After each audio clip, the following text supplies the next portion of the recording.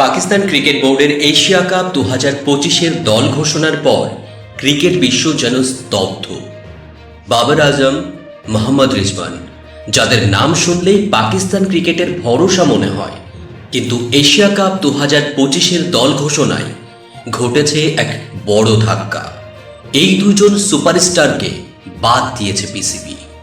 2025 সালের Asia cup হতে যাচ্ছে বাবর রিজওয়ান যুগল ছাড়া প্রথম বহুজাতিক টুর্নামেন্ট, কারণ তাদের রক্ষণশীল ব্যাটিং স্টাইল।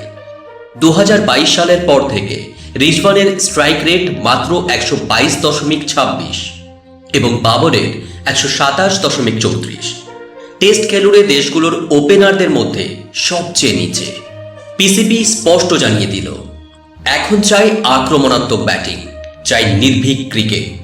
এই কারণেই সাইম আয়ুব, হাসান নওয়াজদের মতো তরুণরা জায়গা পেয়েছেন দলে। প্রাক্তন অধিনায়ক মোহাম্মদ হাফিজ আরও এক ধাপ এগিয়ে পাকিস্তান ভিত্তিক একটি ইউটিউব চ্যানেলে বলেছেন, বাবর আজম ও মোহাম্মদ রিজওয়ান এই মুহূর্তে পাকিস্তানের মূল খেলোয়াড় নন। মূল খেলোয়াড়রা হলেন যারা ম্যাচ জেতায়।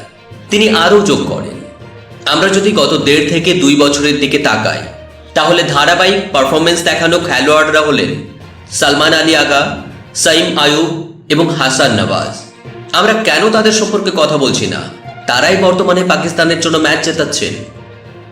শুধু ব্যাটসম্যান নয়, পেস আক্রমণ নিয়েও উঠেছে প্রশ্ন। নাসিম শাহ বাদ গেছেন, শাহিন আফ্রিদি থাকলেও পারফরমেন্স নিয়ে সংশয় রয়েছে। ইনজুরি আর কাজের চাপ সব মিলিয়ে নাসিম শাহকে স্কোয়াডে দেখা যায়নি। 17 আগস্ট 2025 পিসিবি ঘোষণা করল 17 সদস্যের স্কোয়াড। অধিনায়ক হিসেবে আছেন সালমান আলী আগা। এই দলই প্রথমে খেলবে ত্রিদেশীয় সিরিজ, ইউএই ও আফগানিস্তানের বিরুদ্ধে, তারপর নামবে এশিয়া কাপে। এক নজরে দেখে নেওয়া যাক এশিয়া কাপের জন্য পাকিস্তান দলে কে কে রয়েছেন।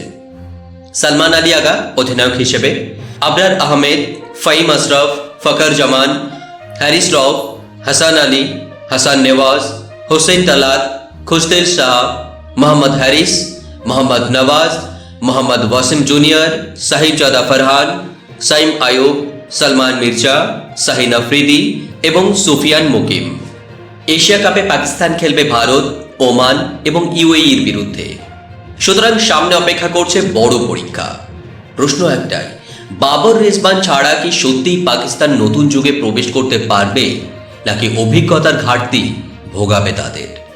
এশিয়া কাপ 2025 এবারের আসর শুধু ক্রিকেট নয়, বরং পাকিস্তান ক্রিকেটের এক নতুন অধ্যায়ের সূচনা, যেমনটা ঠিক ইন্ডিয়ার তরফ থেকে ইতিমধ্যেই শুরু করে দেওয়া হয়েছে, যেখানে ইন্ডিয়ার টিমে টি-20 স্কোয়াডে থাকছেন না রোহিত শর্মা, বিরাট কোহলি এবং জাদেজার মতো এত বড় বড় প্লেয়াররা। দর্শক বন্ধুরা, আপনাদের কি মনে হয়, মোহাম্মদ রিজওয়ান আর বাবর আজম ছাড়া পাকিস্তান কি ভালো পারফরমেন্স করতে পারবে এশিয়া কাপে? দেশ দুনিয়ার সকল গোপন এবং ষড়যন্ত্রের খবরগুলি সবার আগে পাওয়ার জন্য সাবস্ক্রাইব করে রাখুন দ্য ডার্ক বাস্তব চ্যানেলটিকে।